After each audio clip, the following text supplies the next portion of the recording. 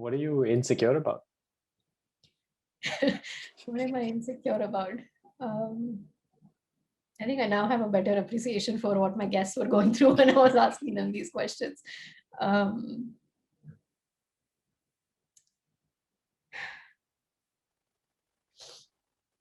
so I think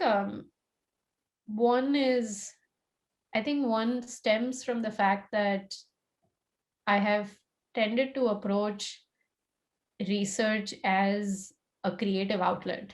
Um, and I think I realized this only several years ago. I don't think I had this clarity early on. But what that means is that I tend to go after things that I am curious about, that I am excited about, whether it's the research question that I'm excited about, or it's the outcome at the end of it, where, like with visual question answering, for instance, just this idea that you can have this model where you give it an image and you'll ask it a question and it'll actually answer it had blown my mind. And I thought that would be so cool. It would be amazing to have something like that, right? And that is what drives my work, as opposed to wanting to change the world or as opposed to wanting to move the scientific field forward, right? And there are all these, yeah, so it's I am not I haven't been approaching it as wanting to make a big impact in terms of, yeah, like I said, in terms of solving the hard problems that our generation is facing or anything like that. I've approached it very much as a creative outlet and things that I enjoy doing and I get excited about. um, I am not sure if I'm insecure about it. I may not be. I think I'm generally reasonably comfortable in who I am, and including along dimensions where I might be different from the majority around me. But I do wonder and every so often think about whether this tendency of having thought of research as a creative outlet and being motivated that way will be limiting in some ways, in terms of career progression and things like that going forward. So I do think about it. I'm uncertain if I would want to change that aspect about me as a result of these thoughts.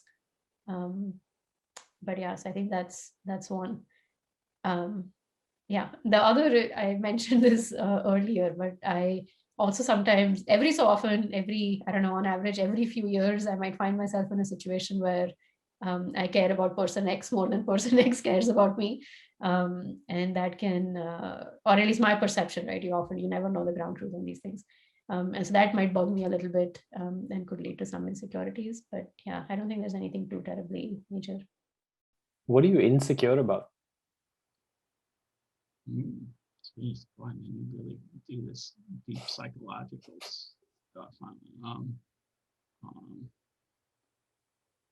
know. I mean, I think there are times in my career where I was very insecure about, your science and the impact in the job that you're doing. And like I said, I'm fortunate now, or I don't know if it's fortunate or unfortunate, that I'm at a point in my career where it's like, okay, been there, done that. I can sort of chill a bit more and enjoy things. So I don't know if I'm insecure about anything now. I certainly was in the past, though, about various things. I mean, I was a typical sort of workaholic assistant professor, right? And, very worried about getting tenure and all that stuff. But like I said, that's all pretty far in my past at this point. What are you insecure about?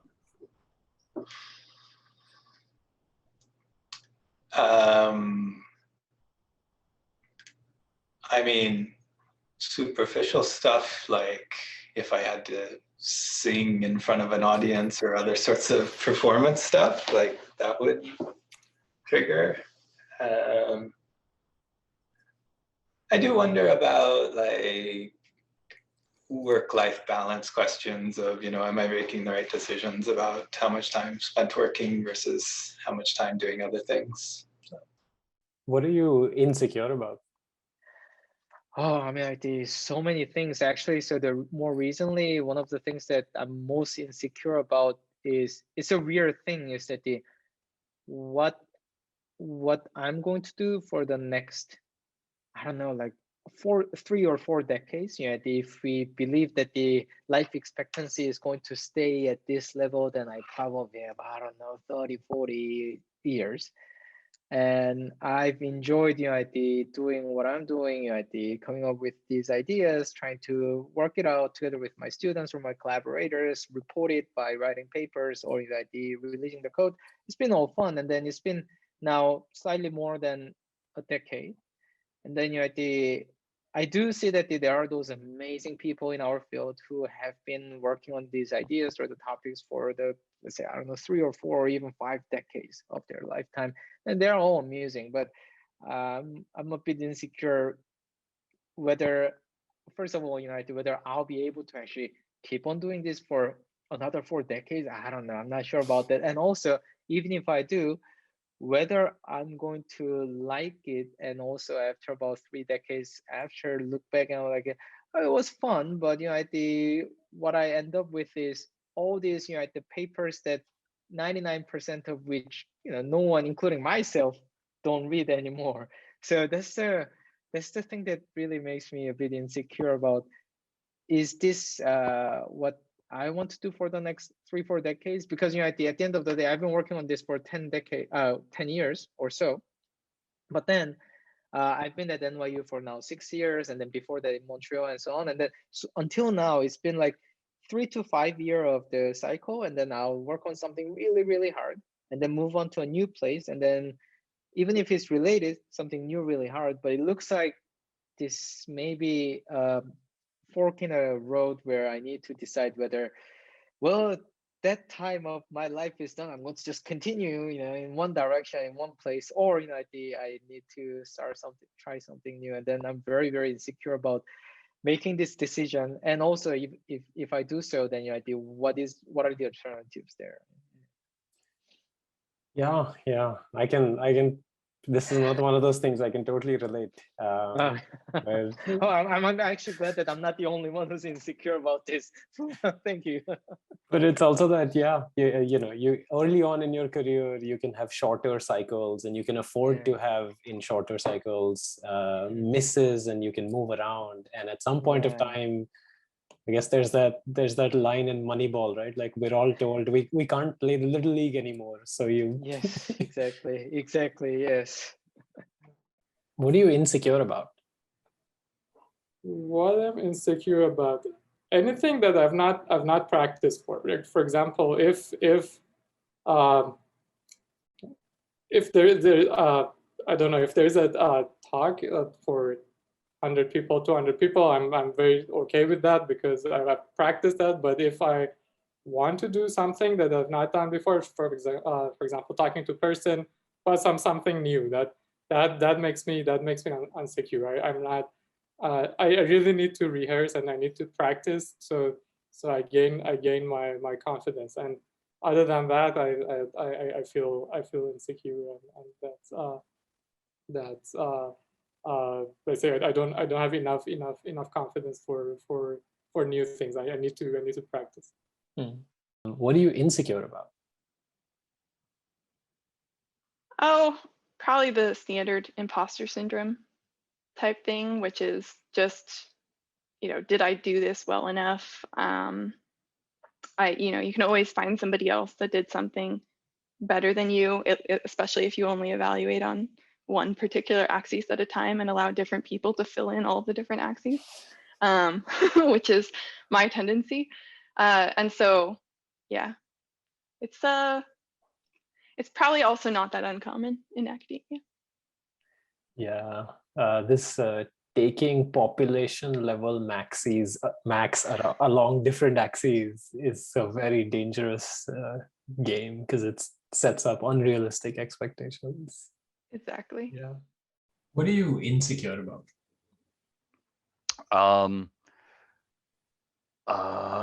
I still say stupid stuff all the time. I'm just not that good at kind of, toning down a sort of general ebullience and excitement. And, so, sorry, and this is of course me trying to put a positive spin on it, but I just, if I want to make a point, I might make it way too strongly. And then everyone's like, okay, I get your point, but I'm scared. I don't like it. So that's something that I really thought with age I would get better at, but not really. What are you insecure about? Yeah, usually like, yeah, I think I am usually insecure about,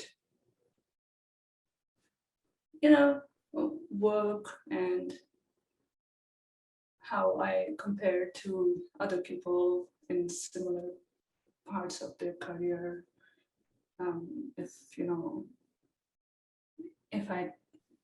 If I'm smart enough or my research is good enough or compelling enough or not. But I also try to tell myself to not question everything like that all the time. Do you think you're succeeding at calming yourself? Yeah, I mean, I think there's good days and bad days. Again, as with everything, I guess. What are you insecure about? Lots of different things, I think. But it's interesting to me that I keep saying to people that, I mean, this is like this Bernard Shaw thing, that the contented people, fully secure people they're actually happy, so they don't necessarily change anything around them. so and I used to think that I am particularly insecure. Again, this is this issue that there's just so many things that you don't necessarily know whether other people do that too or not, because we are all, unlike computers, we all have these brains with no USB connection, so we have no idea what's going on in other people's brains, and we only share certain things, so people don't necessarily tell each other that I have these kinds of insecure feelings and so on and so forth. But to me, so I mean, the simple answer to your question is I feel insecure about lots of different things, including have I been particularly productive this year? Am I being a good advisor to my students? That's like a very big thing, especially because my wife is a much nicer advisor. My wife is a much nicer teacher, everything. So I think we so found it's very hard. It's very hard to compete. There's no way. I mean, she doesn't even compete. She doesn't care. But that's not the issue. But the thing is that it was interesting to me. I read this book, Team of Rivals, by Doris Kearns Goodwin, which is the biography of Abraham Lincoln. You would think, my God, I mean, this guy is made out to be a saint, and clearly he must not have been insecure. He was just this avuncular guy who was just trying to help. The most beautiful thing about the book is how totally insecure Lincoln was. His insecurity was of a different level, and my insecurity might be, will this paper get accepted? His insecurity is, will history remember me? I don't even get to that level of insecurity. But he was apparently, that was some weird sense. I kind of came to realize that, again, from a quasi AI to life perspective, insecurities animate you. Okay, basically the reason Bernard Shaw says that an unreasonable man or unreasonable person conforms to the world around them and then changes them. And so if you're happy with everything, with yourself, then essentially there's nothing animating you. So it's like a very strange situation. I mean, as I'm talking to you, I say both that I'm very happy with everything in my life. In a macro sense, that is indeed true. But at the same time, even though I'm from India, I never understood this idea of sort of general contentment for contentment's sake, which is what, obviously the Hindu philosophy goes towards that. Of moksha and nirvana. Yeah, exactly. So if you are that content, you are not animated. Essentially you're not, so if you're not even moving, you're not moving anything else either. So in some sense, I assume that being insecure is just part of what being human is. At least that's the way I tell myself. And I'm pretty sure there are people who are less insecure than me. There are people way more insecure that they can't do anything. That's the other very interesting questions. But I mean, I certainly have, I certainly think of a bunch of things, again, including, as I said, am I doing well what I'm doing? Am I being a good father? Am I being a good advisor? All this stuff. But I think that's just part of, I tell myself that that's just part of the deal. Again, I mean, we are talking, when I'm close to 60 now. Okay, so it's if we had this conversation when I was 30, I would have said, oh yeah, I'm insecure, I'm trying to work on my insecurities. I don't think I'm going to work on my insecurities. I just assume they're just part of you, and they work for you. If you are lucky enough, they work for you. What are you insecure about? A lot of things, but none very dramatically so. I guess I wish I was more productive in my research, and I'm not sure I'm the best mentor to my students, meaning I feel like I'm not a great mentor to students who are very good. I'm an okay mentor to students who are less good. I think it can help them, but I wish I could help my students that kind of don't need my help more. I'm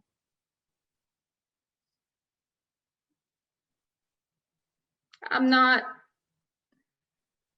too insecure about my teaching, I suppose. I guess I pass a minimum bar, and my students seem to like my teaching enough. I've mentioned this before. I'm not sure how. I wish I was. Yeah, I think every parent feels insecure about how good of a parent they are. Again, I don't think I'm a bad parent, but having to being pre-tenure and having a kid and finding balance between doing all the work you need to do and being mentally invested in your kid fully, not just at the surface, is I think, in playing with your kid and the games that your kid wants to play and creating games and all that is something I'm insecure about. Yeah, I don't know what else there is.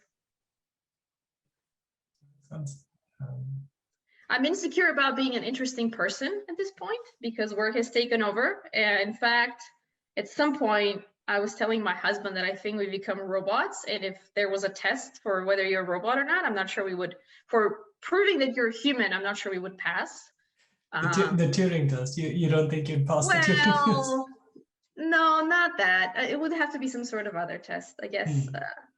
Like the social interestingness test. Yeah, and how often you feel like you have feelings as opposed to just stuff you need to do. So that's that. I used to be very much into art and movies and music. I still am, but I just don't do it enough. And I think that's a big problem because it's a slippery slope. I don't want to be the person that just does work and the end is inside as far as, hopefully I'll have tenure soon and I'll have more time to do stuff. I just hope I haven't become the kind of person that just does work. I hope I haven't been broken permanently.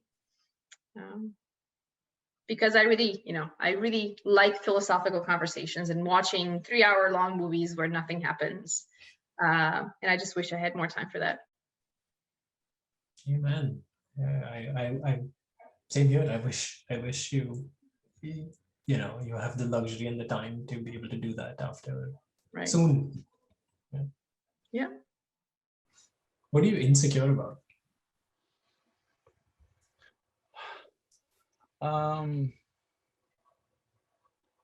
I guess sometimes I'm insecure about my public speaking. So I think I'm okay at it. I don't think I'm as good at it as I want to be. And sometimes, yeah, so that's something I actually am insecure. So somebody, a professor, you get kind of used to public speaking. So it's a little surprising, but I feel like I want, it's something, yeah, this maybe is a better answer to some of your other questions too. This is something I'd really love to be really good at. And I just don't know if I could ever be as good as I want to be at it, right? Like that bugs me sometimes. So I can be in different circumstances. I can be a little bit insecure about that. Yeah. Is there a particular person or a particular thing that you have in mind? What goal are you trying to reach? So I don't think I have there's no one person that that I'm thinking about of like that I think, wow, I really wish I could speak like that person. But there's certain things I just know I can't do, right? So you know how there's different styles of public speakers. Some people are really, really polished, and some people just aren't. They're sort of more charismatic, but like off the cuff, and that's about all they can do. That I'm more in that category, right? So if I'm charismatic, that's great, but that's all I've got. I can't be polished. That's my so. I wish I could do the whole gamut. I wish I could have both, because there's some times that off the cuff just won't work, right? You cannot do that, right? Like a huge conference, right? Like say giving a keynote talk at some ginormous conference, right? Off the cuff is not great for that kind of a setting, right? It can fail pretty spectacularly. And that's the only gear I feel like I have, right? The polished talk is not something I'm like, to the extent that I've ever tried it, it just goes horribly wrong. Like I really do feel like I am better as a speaker when I'm in the mode of being less polished, but more in the moment. So I guess if I was giving advice to people, I would say, what I do, and I figure you have to figure out what you're good at in this regard, and just kind of make it as good as possible. And if you can exercise the other directions, like practicing those muscles, that's great. I've never managed to really practice those really polished talk muscles very well, and to the point now where I have more or less given up that ambition. But so yeah. Is the fear that that this will require lifestyle changes about? No, I don't. I mean, I think no, I don't think so. I don't think that's no, I don't think there's a fear of that. I just don't think I'm capable of it, or at least to the extent that I've tried it, it's gone badly.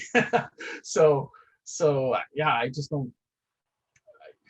I tend to like maybe like what my experience of it is that I tend, if I'm too practiced and I'm like maybe have something like a script, I'm like I step outside of the presentation, right? I'm thinking about other things. I'm not in the moment, and I don't think it comes across as a terribly engaged presentation.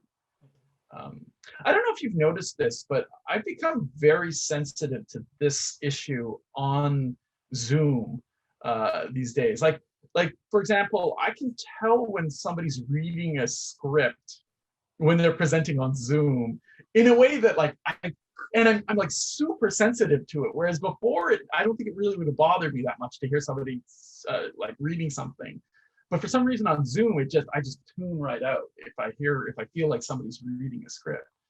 Oh, well, also, yeah, I've noticed it, but well, not about you, myself, I've noticed. I can tell, but also because like over Zoom, we can see people's gaze in a way that I don't think we could before. Like the raster scan eye pattern is right.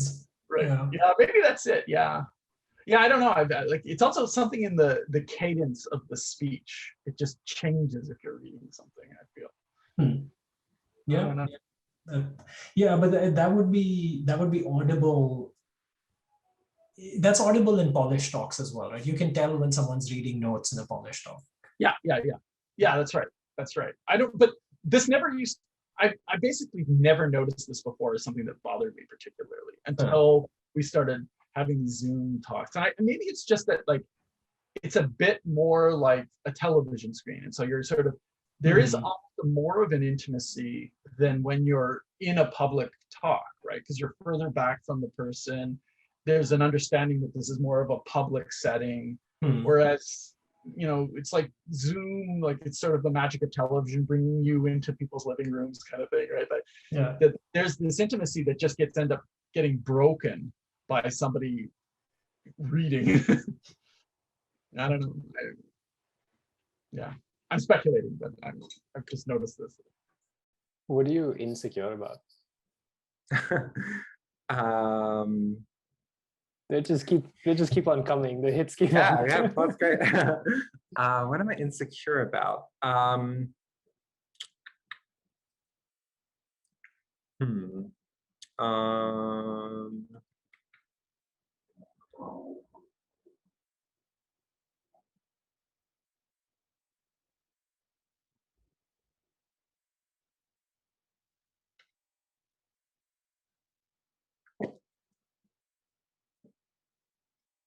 think work-wise, there are a bunch of things that have kind of come to exist in kind of modern AI and machine learning that I struggle with. Like, I'm very much not great at keeping up with all the papers that come out, and I feel like behind on certain literature or certain things. Similarly, like, I think that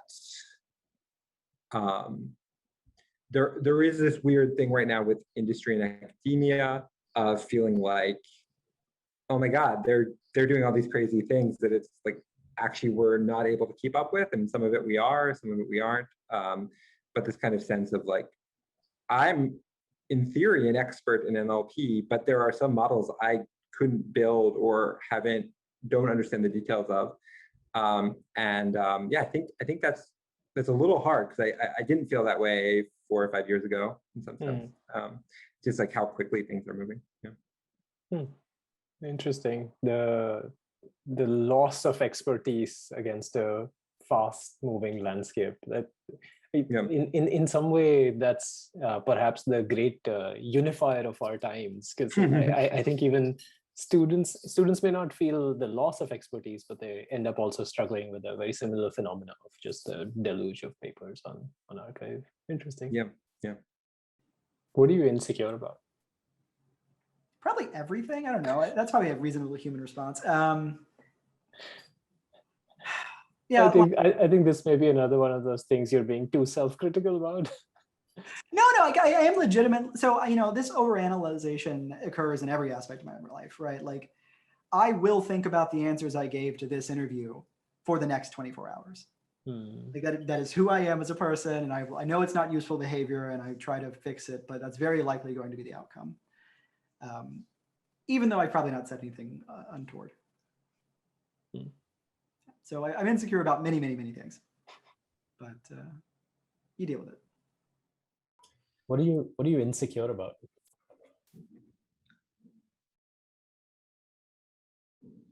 I guess I'm insecure about. I mean, I think it's hard because at times I feel very insecure, but at other times I'm aware that I have this inherent belief in myself, which allows me to keep going. It allows me to have ideas, for example. So as a researcher, or not to have ideas, but to stick with ideas. So as a researcher, you kind of sometimes need to it's almost like each new idea is like starting a little business. So you need to kind of sell it to some people and get support for it and get interest. And I've got enough belief in myself to get through those hurdles. I think if you're actually starting a business, especially, say a business that requires a lot of investment and in capital and things like that, probably the level of self-belief required is even greater. And I'm not sure I've got that much. I just, there's a load of stress associated with those sorts of risks, and I'm not sure I could handle those.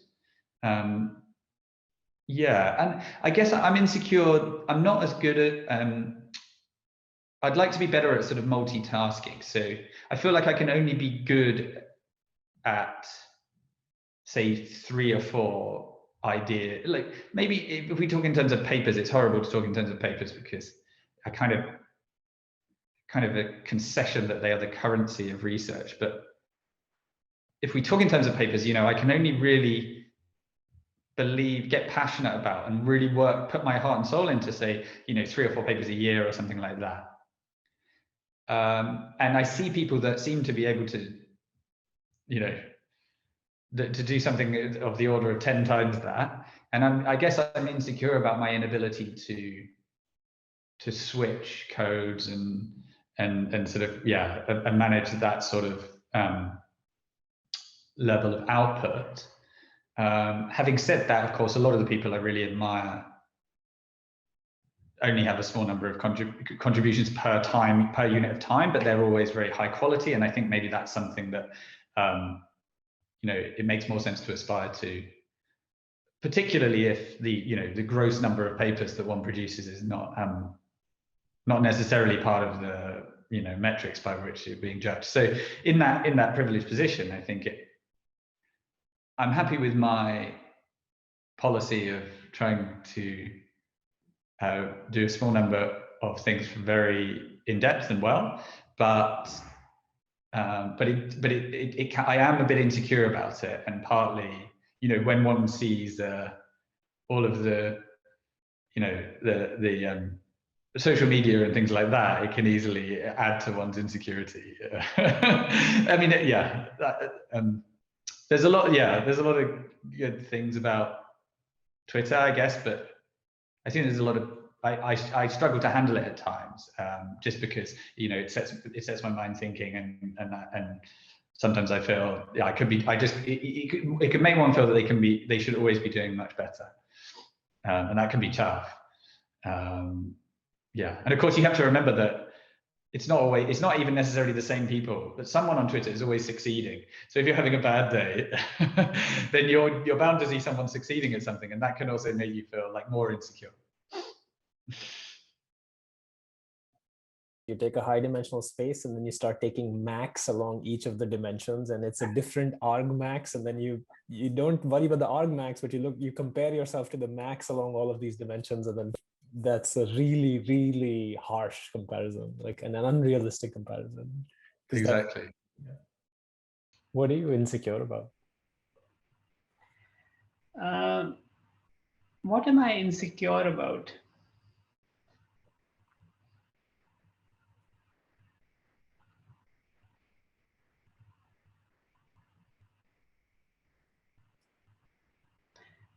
Yeah, I think my children. I think I'm insecure about my children. I'm very protective of my children. So I believe that humans have this myth of control, that they control things, right? And I mean, like COVID is an example of how we don't control things even as a society, but somehow we are able to control things. Like I can control what I pick, I can control what I eat at the moment, and so on. But that gives you that gets you into a sort of a state of mind that you feel that everything about your surroundings is controllable, and but it's not. And in some sense, you are going into the world, and there is sort of limited control that you have on what is going to happen in the future. And there are certain things that you care so much about, especially around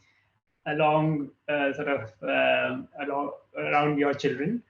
And so you feel a bit insecure, even though logically sort of thinking that you shouldn't be worried about your kids, but about anything. In fact, there's nothing good comes out of worrying or being insecure about things, but still somewhere you get insecure about these things. What are you insecure about?